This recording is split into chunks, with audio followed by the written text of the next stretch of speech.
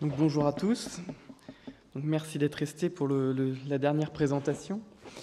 Donc, moi, je vais vous parler d'une autre difficulté diagnostique, c'est celle de la myocardite. Donc là encore, à chaque fois, on trouve que c'est une cause de mort subite chez le sportif. Donc là, je vous ai remis une étude de Méron où on trouvait finalement que la myocardite, c'était une cause de mort subite chez le jeune sportif dans à peu près 5% des cas. Ça, c'était en 2006.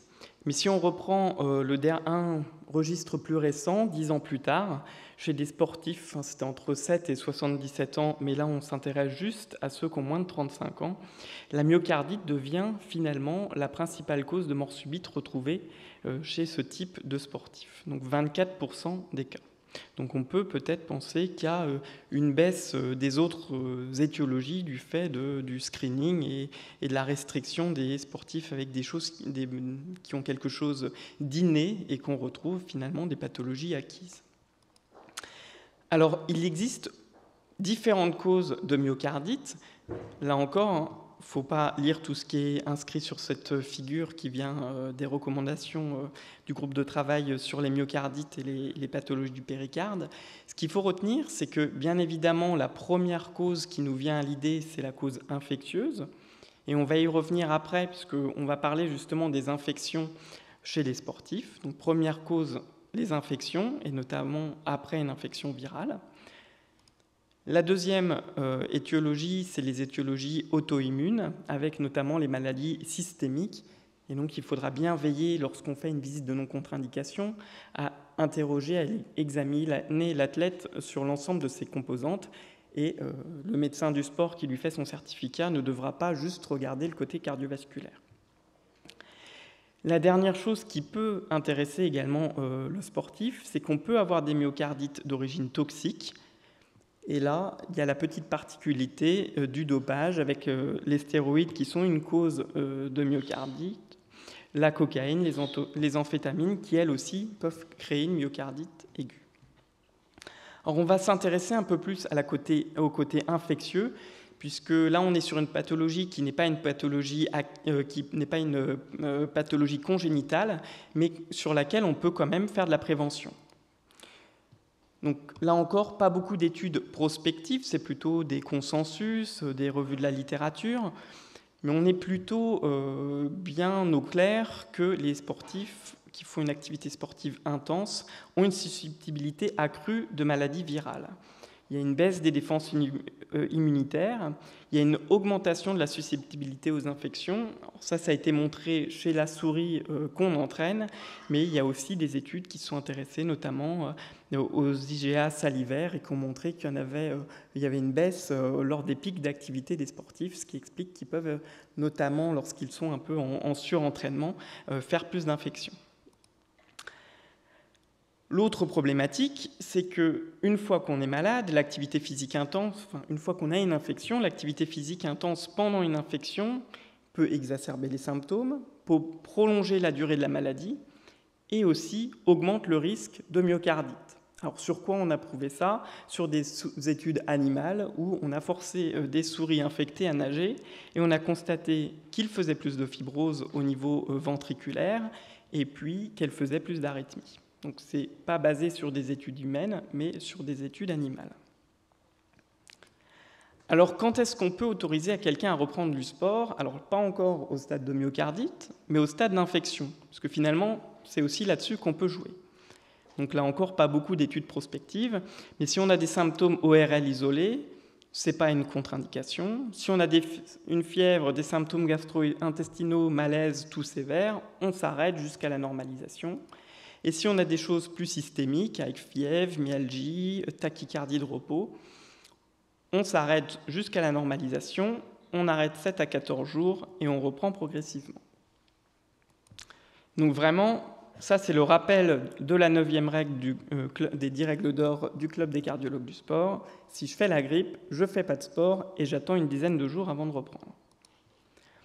Alors maintenant, on est face à un sportif qui a des symptômes cardiovasculaires. Quand est-ce qu'il faut penser à la myocardite? Donc ça, c'est une revue de la littérature qu'on a fait avec une équipe, avec des Suisses et une équipe de Boston. Pourquoi je vous mets cette revue de la littérature? Parce que là encore, il n'y a pas beaucoup de données spécifiques aux sportifs. Alors, il faut regarder chez un sportif qui a un contexte infectieux récent ou en cas de prise de toxiques et de symptômes cardiovasculaires, qu'est-ce qu'il faut faire? Évidemment, il faut lui faire un électrocardiogramme. Dans les myocardites tout venant, ce n'était pas des études chez le sportif, dans 42% des cas, l'électrocardiogramme était normal. S'il a une douleur thoracique et qu'il vient dans un contexte de myocardite aiguë, évidemment, on va lui faire des marqueurs biologiques. La myocardite étant la deuxième cause d'élévation de la troponine avant 50 ans, après les syndromes coronariens aigus. Alors, je vous ai évidemment qu'il fallait faire attention à la troponine post-effort dont vous a parlé en début d'après-midi. Si vous avez un sportif qui vient de faire une course à qui vous dosez de la troponine pour une douleur très atypique et que vous retrouvez une augmentation de la troponine, il ne faudra pas forcément en faire une myocardite. Il faudra faire tout ce qu'on vous a dit tout à l'heure lors de la précédente session. On peut par contre aussi pêcher par défaut, c'est-à-dire que si vous avez quelqu'un qui avait des symptômes de myocardite, mais que vous lui faites un dosage de troponine hors délai, bien plus tard que le symptôme initial, vous pouvez évidemment avoir une troponine qui est normale alors qu'il a réellement fait une myocardite. Vous compléterez forcément par une échographie cardiaque, vous regarderez la fonction ventriculaire gauche, segmentaire, globale, est-ce qu'il y a un épanchement péricardique? Mais là encore, vous le savez bien, chez le sujet sédentaire comme chez le sportif, vous pouvez passer à côté d'une myocardite.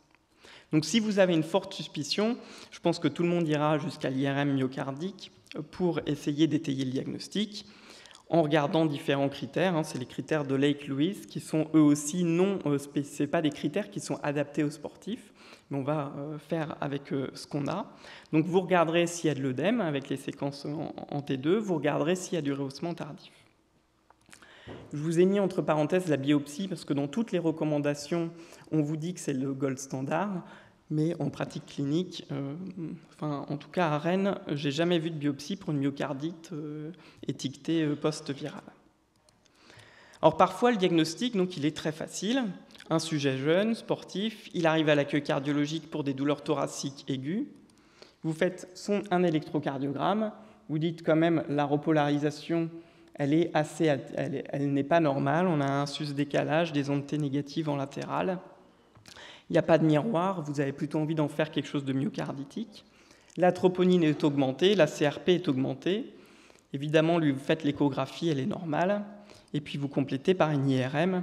Donc je vous ai mis des images fixes. Donc là, c'était chez ce sujet, vous aviez un hyper T2, le rehaussement tardif au même endroit, un rehaussement tardif donc sous-épicardique.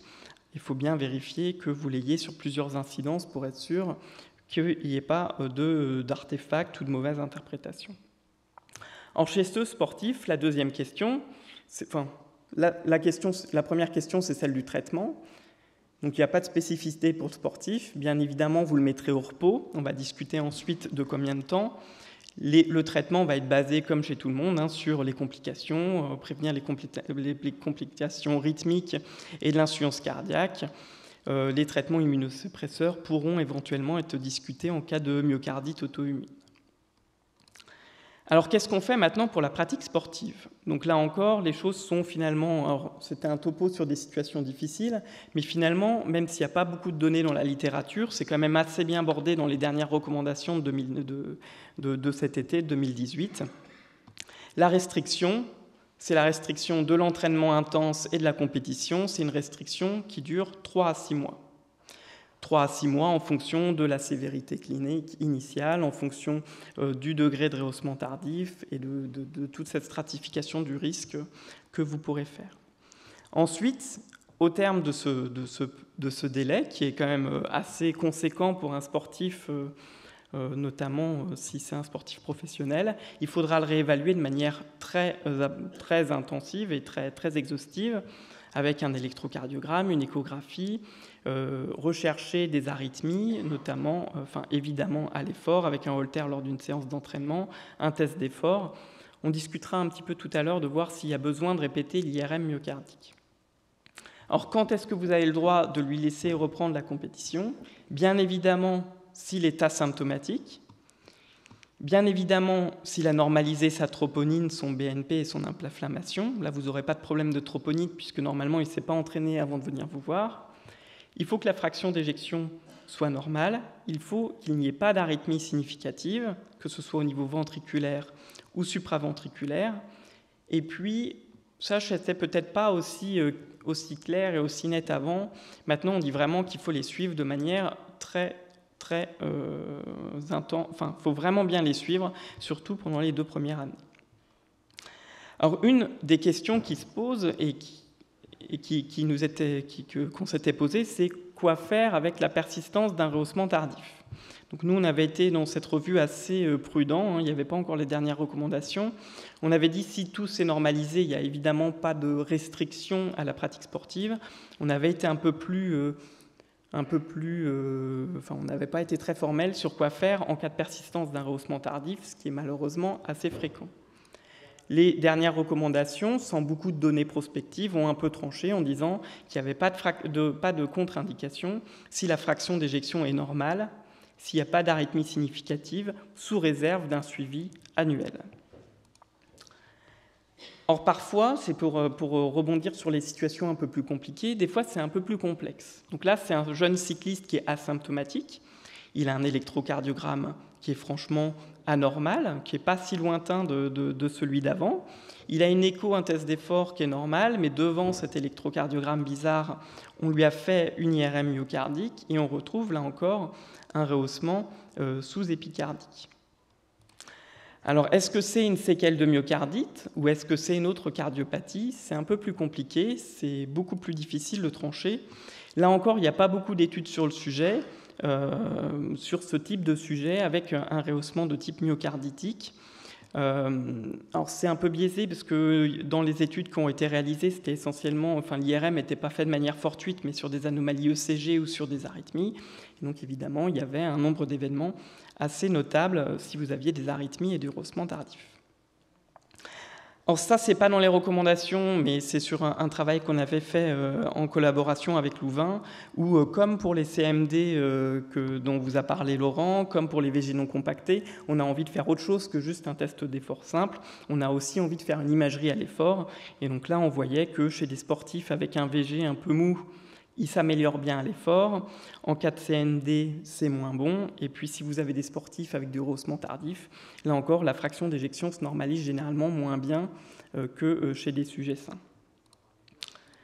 Alors, les limites de ces études, c'est qu'on n'est pas sûr qu'il s'agisse vraiment d'une myocardite passée inaperçue, puisque ça pourrait aussi correspondre à des dysplasies arythmogènes du ventricule, des dysplasies arythmogènes à prédominance gauche. Et là encore, la question qui se pose, c'est l'effet délétère d'une pratique sportive intense. Or, il y a des études en cours pour essayer de répondre. Il y a Loïc Bière à Angers qui a une bourse de la SFC justement sur ce projet-là, sur des myocardites aigus qui font du sport, avec l'idée de les suivre pour essayer de voir ce que ça donne en termes de pronostic. Et puis, je voulais vous parler de ce registre qu'on a mis en place au niveau européen, qui a débuté à Rennes. Si vous voulez participer, vous êtes les bienvenus. Donc justement sur du rehaussement tardif chez des sportifs de plus de 15 ans, chez qui on a trouvé un rehaussement tardif sans autre cardiomyopathie sous-jacente. Les myocardites peuvent être incluses et on va les suivre pendant 5 ans. Donc en conclusion de cette présentation sur la myocardite, le plus important, c'est de les prévenir. Le plus important, c'est de bien éduquer son sportif. C'est peut-être pas le cardiologue qui est au premier plan, c'est peut-être plus le médecin du sport, mais il est indispensable que le sportif comprenne que quand il a de la fièvre ou a fortiori la grippe, il vaut mieux qu'il reste au lit plutôt que de s'entraîner. Et une fois l'accident survenu, il faut qu'il se repose pendant un minimum de 3 à 6 mois, et puis il va reprendre l'entraînement progressivement s'il est asymptomatique, si tout est au vert, au niveau biologique, au niveau imagerie, au niveau rythmique. Et puis, il faut les suivre de manière assez complète. Voilà, juste avant de conclure complètement, je voulais faire un petit peu de publicité. Donc, 2 dates à retenir si ça vous intéresse. Donc, le premier, c'est le jour avant l'ESC. On co-organise avec Éloi Marijon un cours de cardiologie du sport, donc juste avant l'ESC. Et puis, l'année prochaine, donc le congrès Cœur et Sport, le 11 et 13 juin à Rennes. Voilà, je vous remercie de votre attention. On y sera tous.